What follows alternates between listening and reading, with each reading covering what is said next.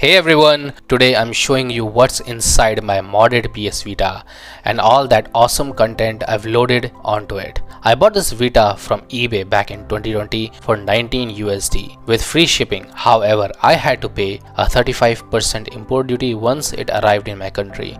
I used a guide from Retro Gaming Corp YouTube channel to mod my Vita, which was super helpful for the setup. Plus, I have SD to Vita adapter with 256GB of storage. So I've packed this console with tons of games and apps.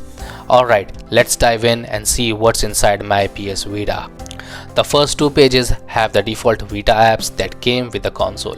Things like trophies, PS4 and PS3 remote play, settings, camera, and a Near app, which was kind of like Street Pass on Nintendo systems. Unfortunately, the service of Near has been discontinued, so I haven't really been able to use it. I also have a fun homebrew app called Random Game Picker. This app randomly launches a game, which is great for those times when I just want to explore and try something I haven't played in a while.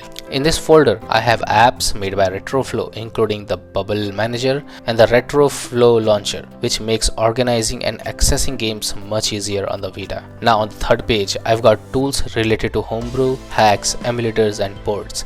In my store folder, there is a Vita DB app, which is a storefront for homebrew apps, PKGJ, which lets you download and install Vita games directly on the console, the Vita Homebrew browser, which is similar to Vita DB, and a custom theme manager for downloading and setting up custom themes on the Vita. The emulator folder is where the magic happens. I have Adrenaline, which is technically isn't an emulator, it's more like a PSP environment on the Vita.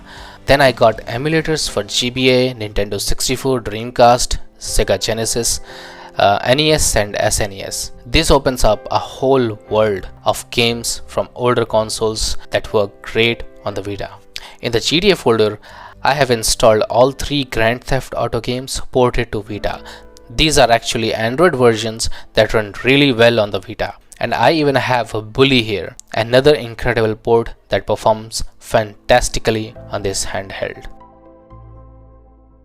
On the fourth page, I have loaded some of the most popular games like Gravity Rush, Uncharted, and Killzone. These games are absolutely must play and showcase of the Vita's power. Moving on to the page 5, I have 3 games from Vanillaware, Odin Sphere, Muramasa Rebirth, and Dragon's Crown. Highly recommend all 3. Another gem here is Tearaway, which fully uses all the Vita's features in such a fun way. It's one of the best games on this console. And again, I cannot talk about all the games on my page, so you can see these games on the screen, but I'm not going to talk about all of them. I'm just going to talk about a few of them that I personally like. Okay, moving on. On 6th page, I've got indie 2D games. Some highlights are Hotline Miami, Guacamelee, and 99 Vidas. If you love 2D action, this page has some great options. Page 7 is where I keep my Japanese games. Some notable titles are Persona 4 Golden, Tokiden Kiwami, and Ninja Gaiden series. These are solid choices for any fans of Japanese games on the Vita. Page 8 is dedicated to fighters, including Dead or Alive 5 Plus, Street Fighter X Tekken, Mortal Kombat, and Ultimate Marvel vs. Capcom 3. All these are my personal favorite for some fighting actions on the go. Page 9 is mostly racing games like Wipeout 2048, Need for Speed Most Wanted, and Sonic All-Star Racing Transformed, plus a few other games like Batman Arkham Origins and Shinobi 2. In a separate folder, I have added 2 amazing Telltale games, The Walking Dead Season 1 and 2. Shinobi 2 is another fantastic game that I highly recommend. Finally, on page 10, I have stashed some more Japanese game along with some, let's say, questionable titles which I keep hidden at the bottom. I also have 3 folders packed with indie games I still need to check out. If you're into exploring indie titles, there's plenty here to discover. Now let's take a look at the games I have in each emulator. In Adrenaline, some of my favorite here are Ghost Recon, Dragon Ball Z, Tenkaichi Tag Team, Metal Gear Solid Peace Walker, Ghost Rider, Assassin's Creed, Silent Hill Shattered Memories, Manhunt 2, God of War games, and a few PS1 classics like Silent Hill, Clock Tower, Perfect Dark, and Spider-Man.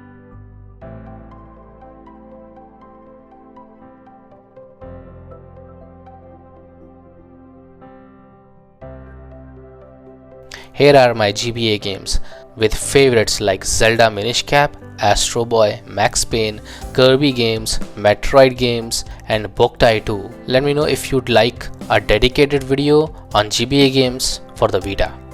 In the N64 section, I've got gems like Castlevania, Super Mario 64, Zelda games, and if you'd like a setup guide for N64 emulator on the Vita, let me know in the comments. I don't have too many Dreamcast games yet, but I'm currently testing different versions of Spider-Man to see which one plays the best. For the Genesis, some of the top picks here are Comix Zone and Aladdin. In NES, SNES, there are too many games to show individually, but everything runs smoothly and the collection is massive. So that's everything on my modded PS Vita. This handheld is amazing for emulation and lets you carry a huge library of games all in one place. If you're a fan of retro gaming or handheld consoles, Vita is still a great option in 2024. If you've enjoyed this video, check out my other video where I share the best AAA games on the PS Vita. Thanks for watching. Don't forget to like, subscribe, and let me know in the comments if you'd like to see more content like this. Alright, thanks for watching and I'll see you next time.